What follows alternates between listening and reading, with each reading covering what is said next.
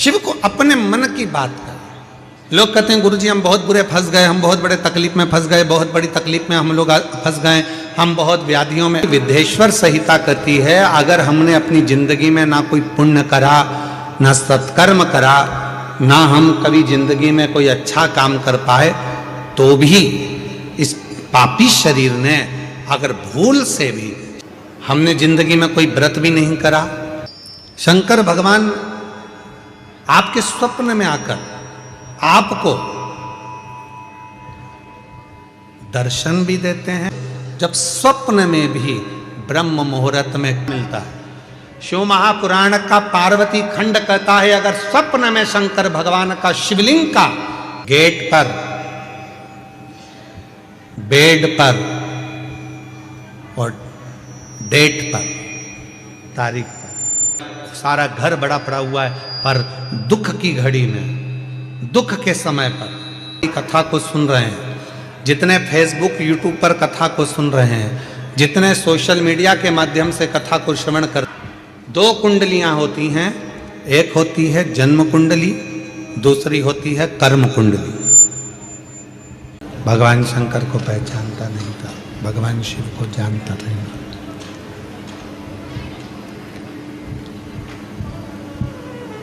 ब्राह्मण के घर में उसका जन्म हो गया, ब्राह्मण के कुल में वो जन्मा, ब्राह्मण के घर में उसका जन्म हुआ, पर ब्राह्मण कर्म वो कभी ना कर पाए। ऐसे संसार में ना जाने कितने लोग हैं जो अच्छे घर में जन्म लेने के बाद भी अच्छा कर्म नहीं कर पाते।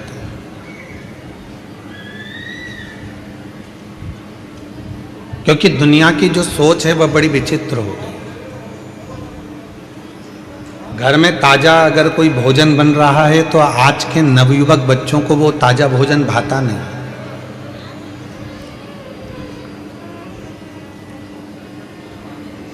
घर में अच्छा पकवान बन रहा है, घर के अंदर अच्छा भोजन बन रहा है, तो घर के लोगों को, घर में रहने वाले नवयुवक बच्चों को, बेटाओं को, घर की बहुओं को, घर की बेटियों को, घर के पोते को, घर की पोतियों को वो भोजन भाता नहीं।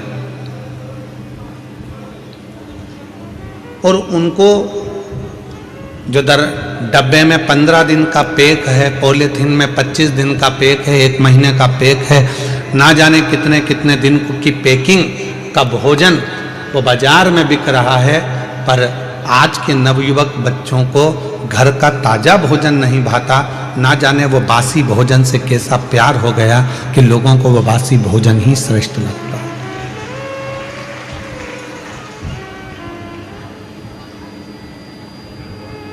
अब वो कैसा हो गया, अच्छा है नहीं है, अंदर से कैसा है किसको मालूम, अंदर से बना कैसा है वो किसी को नहीं।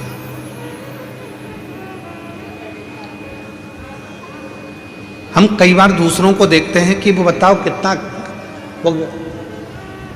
वो कचरा खा रहा था, वो कचरा सेवन कर रहा था, वो कचरा खा रहा था, पर हम अपने आप को ना देखें कि हम भी तो कभी कभी कोई ऐसा भोजन ग्रहण कर लेते हैं वो कचरे से भी बदतर होता है।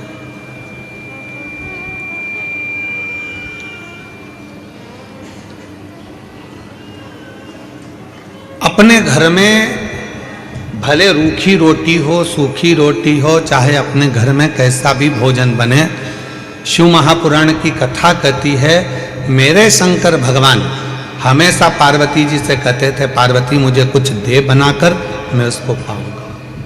और आकड़िया की रोटी बनाई, काकड़िया की साग, और परसे माता पार्वती जी पावे भोलानाथ। अपने घर में जो पकवान बने, अपने घर में जो भोजन बने, अपने घर में जो भाव हो, अपने घर में जैसा भाव हो उसको ग्रहण करिए। दूसरे का ठाठ देखकर अगर अपनी जिंदगी को जियोगे तो वो श्रेष्ठता में नहीं जी पाओगे। दूसरे का वैभव देखकर अगर अपनी जिंदगी को जियोगे तो सहजता में नहीं जी पाओगे। जो परमात्मा ने आपको और हमको दिया है, जो भगवान ने आपको और हमको दिया है, उसको देखकर बस उसमें खुश रहकर, उसमें आनंद की जिंदगी जीकर, उसमें श्रेष्ठता धारण कर कर जैसा जीवन हम जिएंगे वो जीवन हमारे लिए श्रेष्ठ है, वो जीवन हमारे लिए आनंदित है। देवराज नाम का ब्राह्मण कुल में जन्म ले लिया, ब्राह्मण के घर में जन्म ले लिया, पर ब्राह्मण कर्म नहीं कर पाए।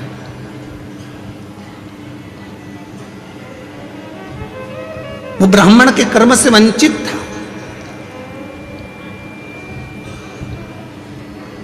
ना कभी भगवान शंकर के मंदिर गया, ना कभी भगवान शंकर के शिवालय गया, ना कभी भगवान शंकर के देवालय गया, ना किसी देवी देवता के दरवाजे पर गया, ना किसी संत के पास बैठा, ना कभी साधु के पास, ना कभी तपस्वी के पास, ना कभी संत साधु सन्यासी साधक उपासक, किसी के पास नहीं बैठा, किसी के पास।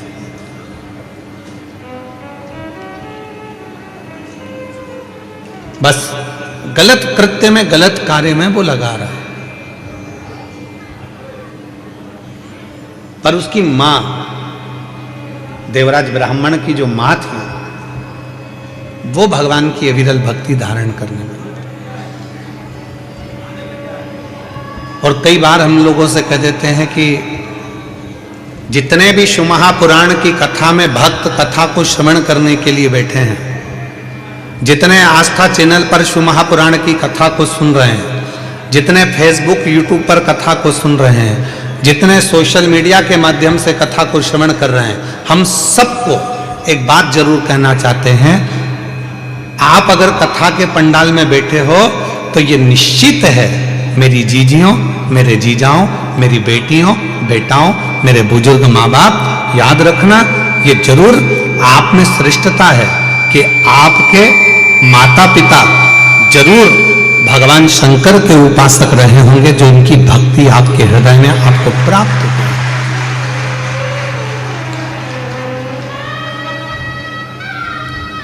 बिना शिव भक्ति के कुछ प्राप्त।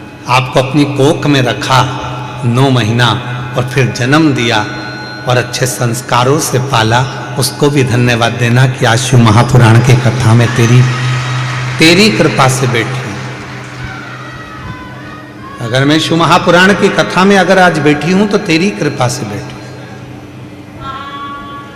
अच्छा संस्कार मुझे दिया तो मैं यहां पहुंच गई, अच्छी बातें मुझे दी तो मैं यहां पहुंच गई। अगर मेरे अंदर अच्छा संस्कार नहीं होता, श्रेष्ठ विचार नहीं होते, तो मैं शिव महापुराण की कथा में भी पहुंच नहीं पाता।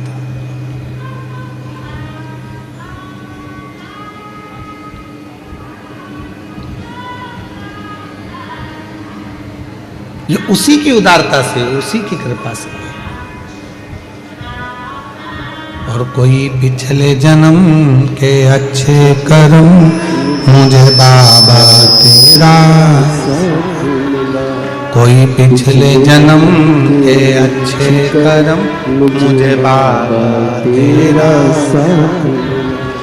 जहाँ सारी दुनिया झुकती है, जहाँ सारी दुनिया झुकती है, मुझे वो आली दरबार मिला, दरबार मिला।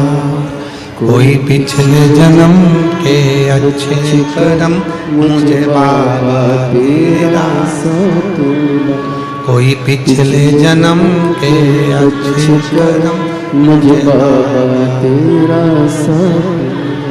कोई पूर्व का अच्छा कर्म होगा, कोई पूर्व का अच्छा साथ होगा, कोई पूर्व का किया हुआ अच्छा कर्म होगा, जो भगवान की कृपा से, परमात्मा की सेवा से, भगवान की दया से, परमात्मा की कृपा से आप और हमको प्राप्त हुआ। और आप और हम इस पवित्र पर कथा के पंडाल में विराजमान होकर कथा का लाभ ले रहे हैं।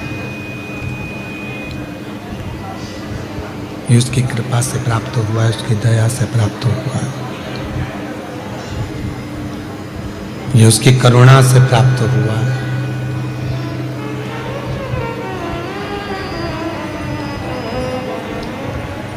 गया देवराज एक दिन चोरी करने के लिए, शंभो शंभो, गया देवराज एक दिन चोरी करने के लिए। उमाखंड में एक चरित्र आता है, जब माता पार्वती जी तप करते करते करते करते करते करते माता पार्वती के बहुत वर्ष निकल गए और पार्वती भगवान शंकर को प्राप्त करना चाहती थी, तो पार्वती के प्रसंग को हम देखें उमा खंड में, तो वर्णन आता है कि शिव जब करुणा करना चाहते हैं, जब शंकर भगवान आपको स्वीकार करना चाहते हैं, तो सबसे पहला झंडी किस रूप में दिखाते हैं? तो कहा शंकर भगवान स्वयं आपके स्वप्न में आकर, शंकर भगवान आपके स्वप्न में आकर आपको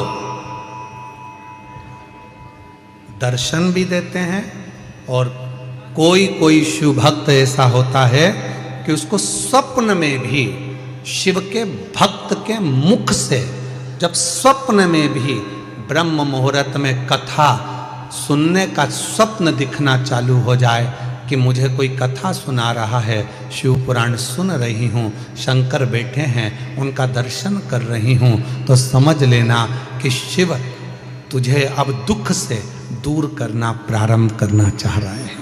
तुझे दुख में,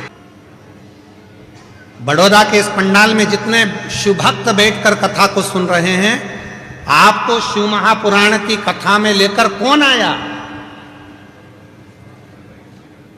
कौन तुमको यहां लेकर आया? आपका पुण्य, जो आपने एक लोटा जल शंकर के मंदिर में चढ़ाया था, वो पुण्य आपको याद, आपका पुण्य।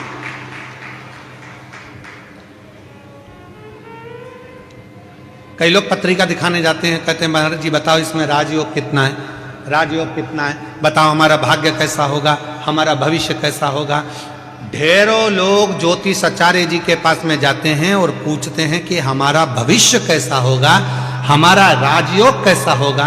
हमारा निवेदन है, आज तक कोई ऐसा हाथ दिखाने वाला नहीं मिला, कोई आज तक ऐसी पत्रिका दिखाने वाला नहीं मिला जिसने किसी ज्योतिषाचार्य से जाकर पूछा हो कि बताओ कि राजयोग नहीं, ये बताओ कि मेरे राम का दर्शन कब होगा, मेरे शिव का दर्शन कब होगा, मेरे कृष्ण का दर्शन कब? क्या मेरे भाग्य में राम योग लिखा है? राजयोग नहीं।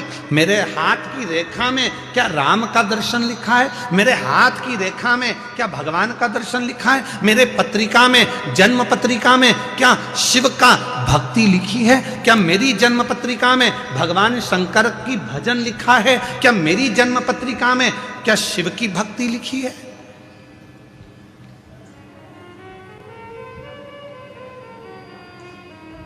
ये यजमान जी जो बने हैं चंद्रपाल जी, कहाँ बैठे हैं?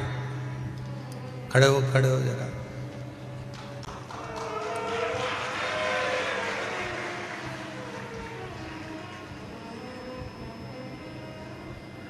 जब महेश बंसल जी, ये महेश बंसल जी हैं, महेश बंसल जी ने जब हमको कल कहा कि गुरुजी मुख्य यजमान ये चंद्रपाल जी हैं, महेश बंसल जी आप कल बोले कि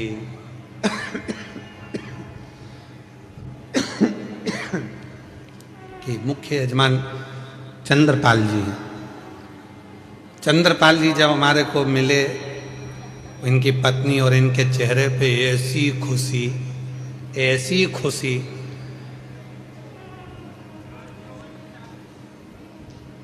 शॉल की ट्रे रखी थी बाजू में, वो भी ध्यान में नहीं, पानी का लोटा ध्यान में नहीं, थाली ध्यान में।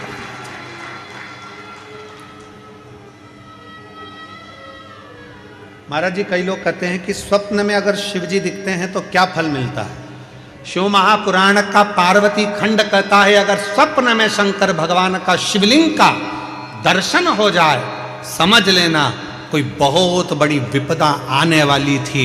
शंकर भगवान सामने आकर खड़े होकर उस विपदा को टाल दिया।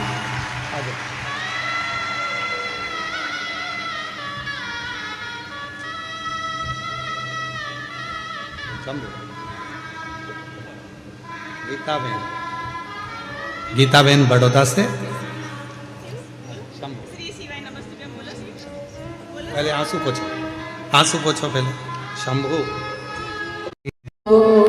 वो दिल में भर दे।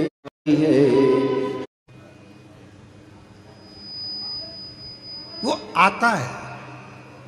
दुख मिटाने से पहले वो आपका स्वप्न में भी आकर आपका दर्शन देकर कह जाता है कि अब चिंता करने की जरूरत साथ है। संग खड़ा है, दुख मिटाने के लिए तुम्हारे पास में आकर खड़ा है। क्यों चिंता करना?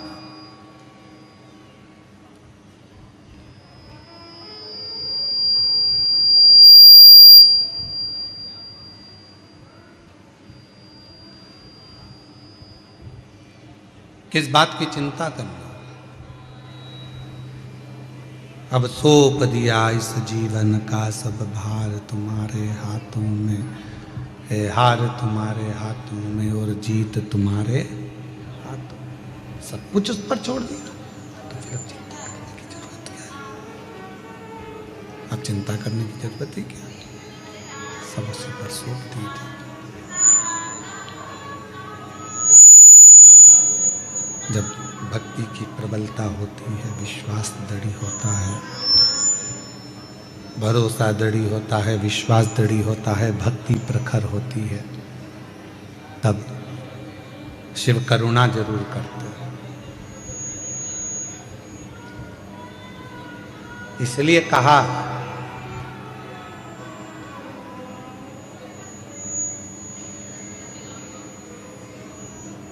गेट पर, बेड पर और डेट पर, तारीख पर, तुम्हारे दुख के समय पर, तुम्हारी तकलीफ के समय पर, तुम्हारी कष्ट के समय पर जो खड़ा है, समझ लेना कि वही तुम्हारे लिए हितैषी है और वही शिव है। वही हितैषी है, वही शिव। परिवार बहुत बड़ा है, रिश्तेदार बहुत सारे हैं, पूरा कुटुंब भरा पड़ा है, पूरा घर भरा पड़ा हुआ है, पूरे नातेदार रिश्तेदार कुटुंबी परिवार, नाते रिश्ते कुटुंब परिवार ढेर भरा पड़ा हुआ है, सारा घर बड़ा पड़ा हुआ है। पर दुख की घड़ी में, दुख के समय पर, तकलीफ की घड़ी में कोई बहुत बड़ा कष्ट आकर खड़ा हो गया और बहुत बड़ी तकलीफ आकर खड़ी हो गई, और उस दुख की घड़ी में अगर दरवाजे पर कोई अपना आकर खड़ा हो जाए तो समझ ले रिश्तेदार वही है जो दुख की घड़ी में हमारे गेट पर खड़ा।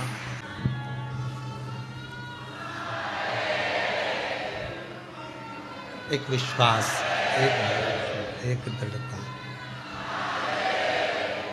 जब शिव से कहें, बोले तो शिव उसको स्वीकार करता।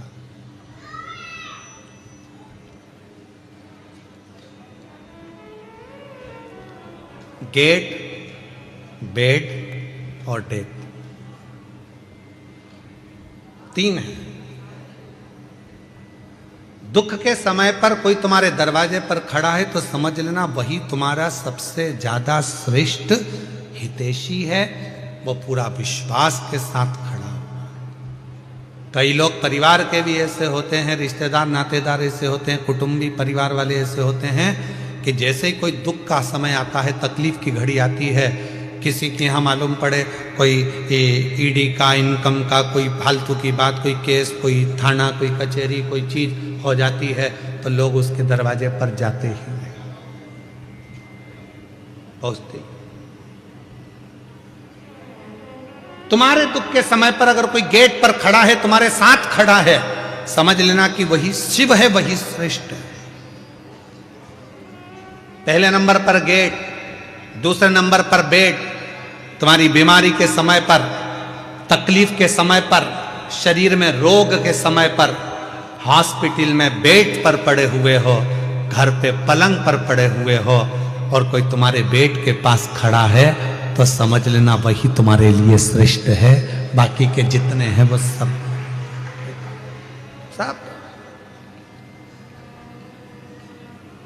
श्रेष्ठ वही है। कौन कौन है परिवार में? तो कहा मेरे 4 मामा जी हैं, 3 मौसी जी हैं, मेरा 4 बेटे हैं, 4 बहुएं हैं, मेरी लड़की दामाद 3 है, 3 मेरी बेटी हैं, 3 दामाद हैं। अच्छा शांत होगा, कोई पूर्व का किया हुआ अच्छा कर्म होगा जो भगवान की कृपा से, परमात्मा की दया से, भगवान की दया से, परमात्मा की कृपा से आप और हमको प्राप्त हुआ और आप और हम इस पवित्र पर कथा के पंडाल में विराजमान होकर कथा का लाभ ले रहे हैं। ये उसकी कृपा से प्राप्त हुआ है, उसकी दया से प्राप्त हुआ है, ये उसकी करुणा से प्राप्त हुआ है।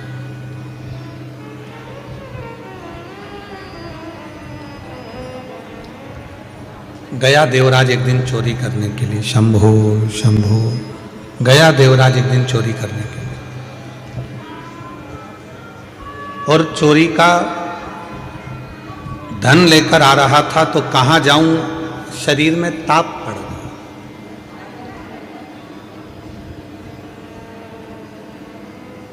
और शरीर में जब ताप पड़ा तो विचार करा कि कहाँ जाऊं चोरी का धन लेकर। तो शंकर जी के शिवालय में, शंकर के मंदिर में पहुंच गया।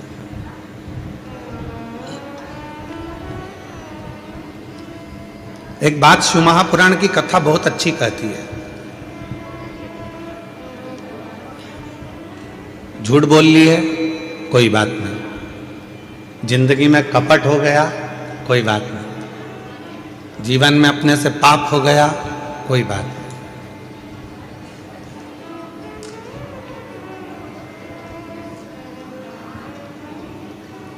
हमने जिंदगी में कोई व्रत भी नहीं करा, कोई बात नहीं। हमने जीवन में कोई दान भी नहीं करा, कोई बात नहीं।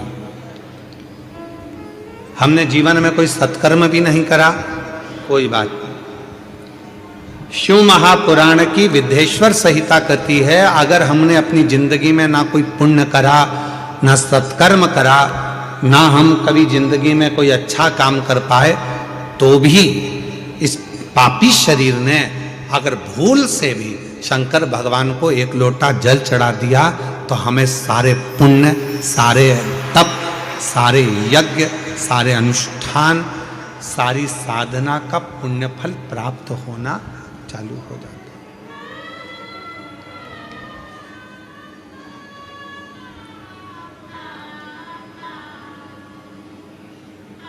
इसीलिए आपके पीछे पड़े रहते हैं कि मंदिर जाओ, 1 लोटा जल चढ़ाओ, सारी समस्या का हल बोल बम का नारा है, श्री शिवाय। इसीलिए आपसे कहते हैं कि मंदिर जाओ, 1 लोटा जल चढ़ाओ, शंकर जी की आराधना करो। क्यों? हम दिन भर में आप और हम दिन भर में मोबाइल पर बात कर रहे हैं, किसी से बात कर रहे हैं, ना जाने कितना झूठ निकलेगा, कितनी गलत बात निकलेगी, कितनी अशुद्ध बात हमारी वाणी से निकलेगी। कम से कम यदि हम भगवान शंकर की विरल भक्ति में भगवान शंकर को 1 लोटा जल चढ़ाने में लगे रहेंगे, भगवान शंकर को 1 लोटा जल चढ़ाते रहेंगे, तो निश्चित है कि हमारे द्वारा किया गया जो कुछ गलत कर्म भी है तो वो नष्ट हो जाए। हमारा किया गया गलत कर्म, हमारा किया गया गलत कृत्य भी वो नष्ट हो। आप शिव साधना करो, आप भगवान शंकर की आराधना करो।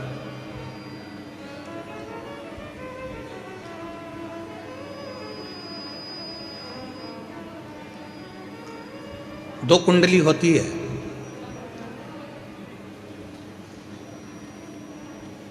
दो कुंडली हैं। एक जन्म कुंडली आप सबकी होगी। अरे बोलो तो जम के, है कि नहीं है? 2 कुंडलियां होती हैं, एक होती है जन्म कुंडली, दूसरी होती है कर्म कुंडली। एक जन्म कुंडली है और दूसरी कर्म कुंडली है।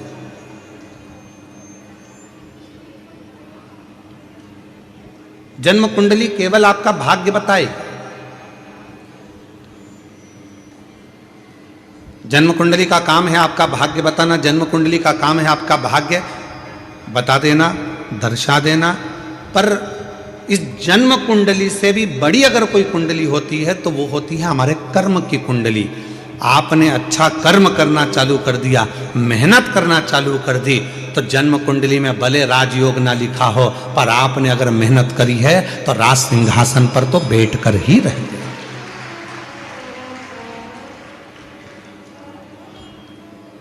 एक होती है जन्म कुंडली और एक होती है कर्म कुंडली।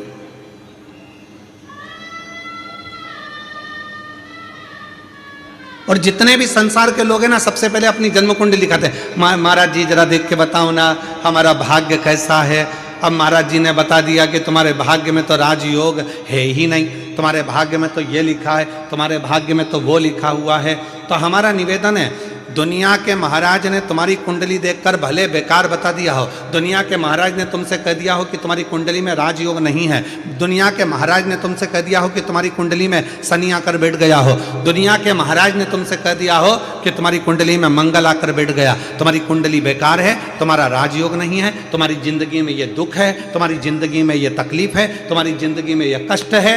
तो एक बात याद रखना कि जन्म कुंडली वाले ने जन्म कुंडली बता दी, अब तुम्हारे हाथ में है कि उस कुंडली को पलटोगे कैसे। तो उसको पलटने का सबसे सुंदर तरीका है तुम्हारी हाथों की मेहनत, लगन, परिश्रम और शिव जी को चढ़ाया गया एक लोटा जल तुम्हारी कुंडली को भी बदल कर रख देगा।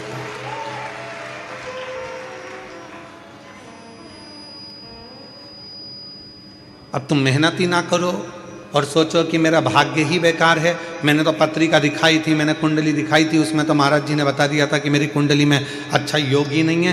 तो फिर आप घर पर आकर बैठ गए, फिर आपने कोई कर्म नहीं करा, तो फिर वो कुंडली अपना असर करे।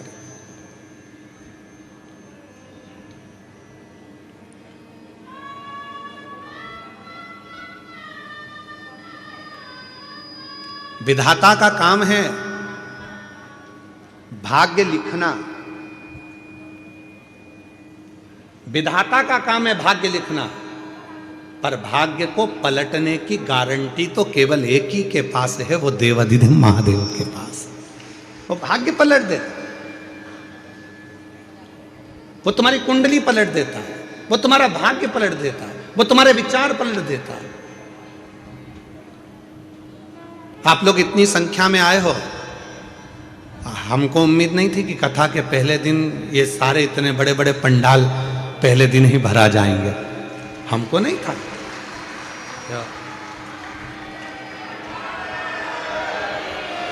तो हमको लगा था कि भाई गुजरात है तो थोड़ा भाषा का फर्क पड़ता है, तो ऐसा लग रहा था कि ना जाने बड़ौदा है। हालांकि पिछली कथा में भी बहुत लोग आए थे, पर ऐसा था कि पहले दिन की अपेक्षा दूसरे दिन ज़्यादा आए थे, दूसरे दिन के बाद तीसरे दिन ज़्यादा आए थे। पर बड़ौदा वालों ने तो पहले दिन ही बॉल को 6 पर ले जाकर छोड़ दिया है। तो अच्छा, तुम्हें चिंता है कि नहीं है? चिंता हमको नहीं मालूम, पर हमको कथा में आने की चिंता है। हम जब यजमान परिवार अग्रवाल जी के यहाँ से चले थे, जयदेव जी हमको गाड़ी निकालना प्रारंभ कर देते, उस तकलीफ से उसको दूर करना प्रारंभ कर देते। पर एक निवेदन है आप सबसे, अगर शिव महापुराण पर आपका भरोसा है और शिव जी पर विश्वास है, तो ये सब कुछ करा हुआ हमें फल है। आप शंकर को जल चढ़ाते चढ़ाते पूरी जिंदगी निकाल दोगे तो भी उसका कोई हल, उसका कोई फल मिलना नहीं, पूरी जिंदगी में।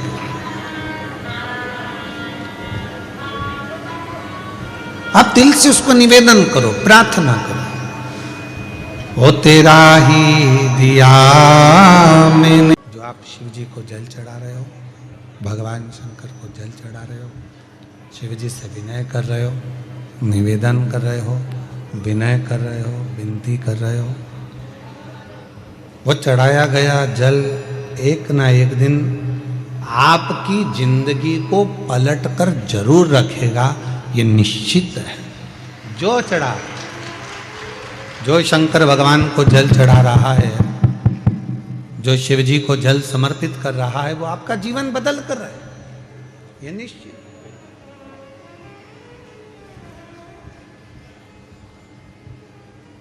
बस वो जल चढ़ाने में आपका विश्वास कितना है, आपकी दृढ़ता कितनी है, आपका भरोसा कितना है, वो आपके ऊपर निर्भर करता है। देवराज शिव मंदिर में पहुंचा, चोरी का धन था, बैठ गया, शरीर में ताप पड़ा, बुखार आया। श्री शिवाय नमस्तुभ्यम। स्वागत है आप सभी का आपके अपने चैनल इवांश प्रजापति में, जो कि पंडित प्रदीप मिश्रा जी के कथा और उनकी कथा के उपाय हम इस चैनल में डालते हैं। और आज कथा का प्रथम दिवस है। गुजरात में हो रही है कथा, वडोदरा में।